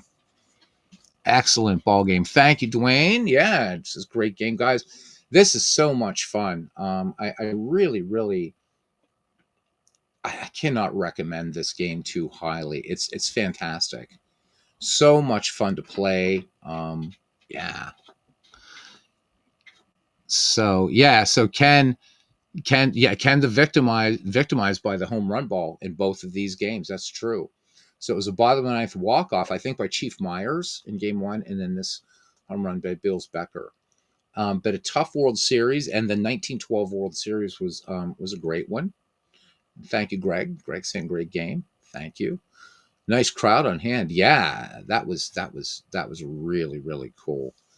Cousin Ken, I love it, man. So, um, you know, it's about the fun and everything like that, and having a great time. So, hopefully, we'll just keep in touch, maybe on Messenger or something, and see when we can get our game 3 in as we head down from Boston to New York. So, but Ken and I before this, um, crazy long, yeah, it's the long ball doing it exactly. Because I was trying everything in both of these games, especially this one. I mean, we're getting the seventh. There was no school, nothing, right? Bedian and Mathewson, and Bedian actually, except for giving up that home run, I mean, he was looking more like Christy Mathewson in that game. But hit and run, I was getting nailed. Steals, I was getting nailed. Just trying everything, man. Ken, you had a couple bunt singles, and I think you were trying to bunt for a single. I don't imagine you just swinging away and getting those bunts. So we need to get others involved. I wish, I know, man. And in fact, we could get others involved by just doing, we can create a tournament in this thing, which would be super, super cool. Um, I'd love to. And guys, you can try the game for free. You don't have to subscribe to it like I have or like Ken has, but it's really fun, and it's very, very fun to play solo too. I've found, but this is more fun playing head to head. And I mean, when I'm not going to be able to get up to Rhode Island anytime soon, nor can down here to the Commonwealth of Pennsylvania. And this is really, really, really fun. Um, Ken looks like he's got Earl Weaver on the bench. Says Dwayne. He's managing a tough game, man. These are really, really tough. Just for let's do this. Just for um, to put things in a little bit of and I really, really, I should have. Damn it! I should have used Brave browser for this. Just for historical context, let's look at the actual World Series. So the Red Sox won this game. It was four games to three. There was a tie in this game. So let's look at it here. So in game one, it was October 8th, the Red Sox took that one 4-3 from the Giants. Smokey Joe Wood beating Jeff Tesreau in that one. Um, game two, I don't see any pictures of record here, so I'm not really sure what the deal is. Well, it ended in a tie, so that's why. So that was the Giants and Red Sox tying it up. Then in Boston, in game three, the Giants win 2-1. Marquardt over Buck O'Brien. Then in game four, back to Boston. So again, we're alternating like the 1912 series. Smokey Joe Wood wins his second game, so 3-1, beating Jeff Tesreau. Then we head back to Boston, and Hugh Bedian, who you just saw pitching tonight, beats Christy Mathewson 2-1. Game six, my next starter, Rube Marquardt, defeats Buck O'Brien. The Giants take that one 5-2. Game seven, the Giants busted open 11-4. So there are people out there incorrectly thinking maybe that there are always low scoring games in dead ball baseball, and that is not true. So Smokey Joe Wood takes the loss, but then Smokey Joe Wood comes back the next day, and again, they're with Boston as the home team. Smokey Joe Wood defeats Christy Mathewson. Mathewson is 0-2 in that World Series. Smokey Joe was 3-1, and the Red Sox edged the Giants in 10, 3-2. This was a great World Series. So, yeah, I think, Ken, you're right. I think Apago plays dead ball baseball very, very well. And I was commenting on that last night. Strat Max, not so much. I'm kind of a little disappointed in that. There you go. Game 2, someone must have forgot to pay the electric bill. Exactly. Fun stuff. I'm glad Ken did this. Now, what we did before this is we played. I selected the pre 1960 all time great Cardinals, and Ken selected the pre 1960 all time great Phillies. And so we played a series of that. And then this, what I'd like to do after this one, which I think would be really fun, is I'd like to take the 1971 Pittsburgh Pirates and challenge cousin Ken Castro's 1980 Philadelphia Phillies after we go through this. I think that 71 Bucks and the 80 Phillies would be a nice matchup. I know a lot of people are like, why not the We Are Family Pirates? I'm more partial to the 1971 World Champion Pirates. The 79 team was great. Omar Moreno, Dave Parker, Teague, Stargell, and all that. But 1971, man, you got the great one, and you got Steve Blass, and we want to deal with those 1980 Quakers. So maybe if Ken will be up for that after we do the 1912 World Series, I think that'd be fun. Buccos and Phillies cross Commonwealth rivalry. So there we go. Pretty good crowd here tonight. So, I don't know if Legends is on yet. I should probably go to YouTube quickly and let me see. Is he on? Is he on? It's probably a little early. Hey, 64 people over at Dave Gardner's place. There's that I was talking about. It's called Cosmic Dawn, guys. So you might want to check that out. So I don't see Legend Sports Universe on yet. So, but you guys, big Dave Gardner fans, might want to check it out. And for the 14 of you, we had 18 for a while. And I mean, Dave Gardner's on, and we still have 18 people hanging out in here. I really thank you. And hello to Dave. Awesome, awesome. So that's it. Next time that I'm on with Out of the Park Baseball, we'll continue, and we're going to be doing player import. I might do that tomorrow afternoon, showing how to do player import so that we can get the Michael T. McGreevy League going. So I'm going to thank cousin Ken Castro for a whale of a fun time here playing Apigo Baseball. For Dwayne Martz, who Dwayne, hopefully we he's a streaming demon, so we know Dwayne Martz, so got to subscribe to that channel. To the professor Clinton Parks, and again, thank you for that correction in the World Series. To Greg Gorecki, fellow Bucco fan, thank you, Greg, for coming in. And again, Clinton, thank you. The co-commissioner of our league, Bernie Strom, was in here. Thank you, Bernie. And you and I have to get to talking here about next steps in the Michael T. McGreevy League. John DFW, waiting to play some head-to-head strat with you anytime you want, buddy. Play some strat on the channel. Why not? Why not? Why not? Aaron Reed was with us. Thank you, Aaron, for coming in. Jack Dawson, brother Jack Dawson.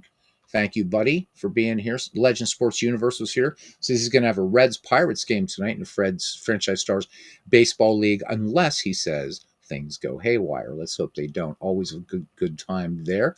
Tessie Ashpool was with us for a little while earlier in the night. Shakis Parallel League. Mick was here. Thank you, Mick. Mick, again, the invitation is open. Chris Slovic, guys, keep good thoughts out for Chris Slovic. He's got to deal with the bureaucratic crap and has some good leads, though, for another job, and hoping that that's all going to work well. And it will work because good things happen to good people. Jack was first one in the ballpark tonight, closely followed by John DFW. So that's it, guys. We are done. Until the next time I see you. Take care, stay warm, play baseball, and see you around the batting cage. And cousin Ken, thanks for the game tonight. A lot of fun. Looking forward to game 3. Good night, everybody.